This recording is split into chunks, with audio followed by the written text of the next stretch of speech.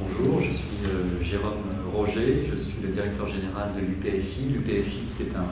c'est l'Union des producteurs phonographiques français indépendants. C'est un syndicat professionnel qui regroupe une centaine de producteurs, labels, distributeurs indépendants de musique.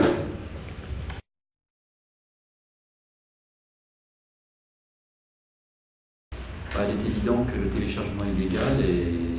une des causes principales de la crise que traverse le disque, la musique enregistrée depuis fin 2002. Il faut savoir que le chiffre d'affaires des producteurs et dans une moindre mesure des artistes-interprètes a été divisé par 2 en 7 ans. Donc c'est ce qu'on appelle dans notre métier un sinistre industriel de grande ampleur, en ce sens qu'on a rarement vu un secteur d'activité autant impacté par une cause, en l'occurrence le téléchargement illégal. Donc c'est clair que le développement du haut débit en France a eu des conséquences extrêmement négatives sur les ventes de CD, de supports physiques, depuis fin 2002.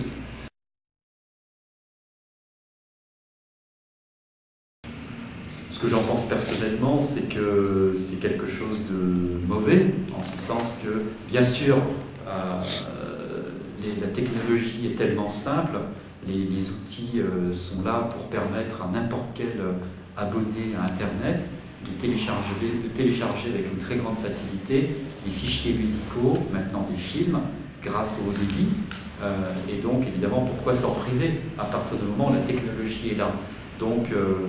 j'ai un peu le sentiment qu'il y a eu 2 phases. Il y a eu une première phase pendant laquelle les jeunes et les moins jeunes, d'ailleurs, parce qu'il n'y a pas que des jeunes qui téléchargent illégalement, se sont dit, bon, après tout, les maisons de disques ont gagné tellement d'argent, il y a des artistes qui s'en mettent tellement plein les poches, que pourquoi on se priverait de la possibilité de télécharger des morceaux de musique, des films, des bandes dessinées, etc. Et donc ils ne voyaient pas, ou ne voulaient pas voir les conséquences négatives sur les emplois des musiciens, les emplois des artistes, le fait qu'il y avait des pans entiers de notre secteur qui ont subi une crise extrêmement grave, et ils ne se sont pas posé trop de questions. J'ai l'impression qu'aujourd'hui, peut-être pas forcément chez les internautes, mais je dirais par exemple chez les journalistes, les journalistes c'est un petit peu un relais d'opinion entre les consommateurs, le public et les professionnels. Les journalistes ont été très très critiques envers nos métiers, ils sont un petit peu moqués de nous, pour dire les choses comme elles sont, en disant « Ah, vous voyez, les majeures compagnies, c'est bien fait pour elles vendaient des CD au kilomètre, il n'y avait que 2 ou 3 titres qui étaient intéressants dans un album, c'est bien fait pour les méchants producteurs. » Bon, je crois que ça c'est un discours qui est un petit peu derrière nous, et qu'aujourd'hui, que ce soit les internautes, en tout cas une partie d'entre eux, les journalistes, et plus généralement ceux qui s'intéressent à notre secteur d'activité, ont pris un petit peu de recul en se disant la belle affaire, on a téléchargé illégalement, la conséquence c'est qu'il y a plein d'artistes qui n'ont plus de contrat avec des maisons de disques, donc ils se retrouvent sur le carreau. Il y a des musiciens, il y a des techniciens, il y a des directeurs de marketing, des directeurs artistiques, il y a des milliers de personnes qui ont perdu leur emploi à cause du téléchargement illégal. Donc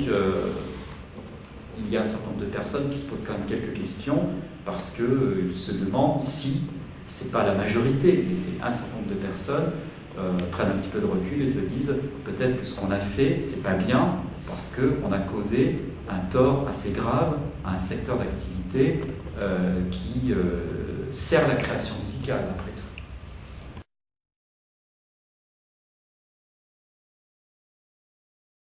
Alors ça, c'est un vaste sujet qui agite beaucoup d'esprit depuis plusieurs années.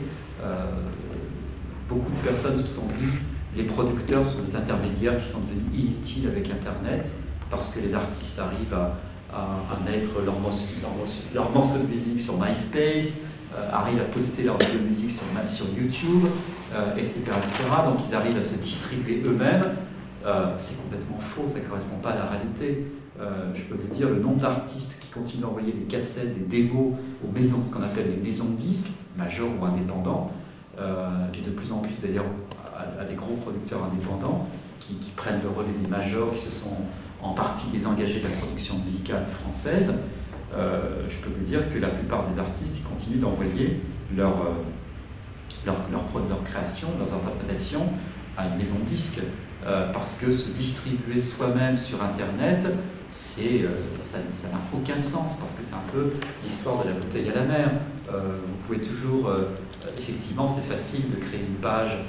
sur MySpace, etc. C'est pas pour ça que ça va créer des revenus sonnants et trébuchants. Donc il y a peut-être un ou deux artistes, quelques-uns qui ont été découverts grâce au net. C'est absolument pas la majorité, et je peux vous garantir que pendant longtemps encore, je pense qu'on aura besoin des compétences des producteurs de musique. Simplement, le métier a changé, la façon de distribuer la musique a changé,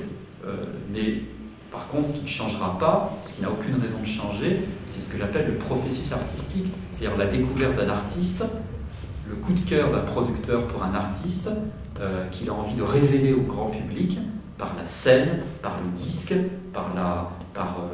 l'exposition à la radio, à la télévision. Eh bien, tout ce processus, ça nécessite des compétences. Ces compétences, elles ne s'improvisent pas, et donc elles nécessitent des acteurs qui mobilisent des moyens, notamment financiers. Parmi ces acteurs, il y a les producteurs de musique enregistrée que je représente, et je ne pense pas du tout que ces acteurs vont disparaître du jour au lendemain.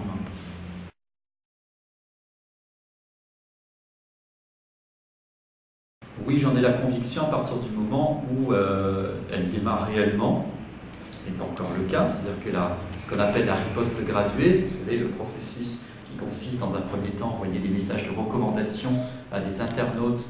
qui ont été surpris à télécharger notamment des morceaux de musique, des œuvres musicales de façon illicite sur les réseaux peer-to-peer, mais pas forcément que sur les réseaux peer-to-peer, sur les sites de stream aussi. Que ces messages de recommandation suivis d'avertissement et éventuellement aboutissant à une sanction qui peut être notamment la coupure d'accès temporaire à un abonnement au débit, je pense que cette loi, elle est essentiellement pédagogique et pas uniquement répressive, comme on l'a dit un peu à tort. Et donc l'idée de faire passer un message pédagogique, en particulier aux jeunes, les jeunes de 10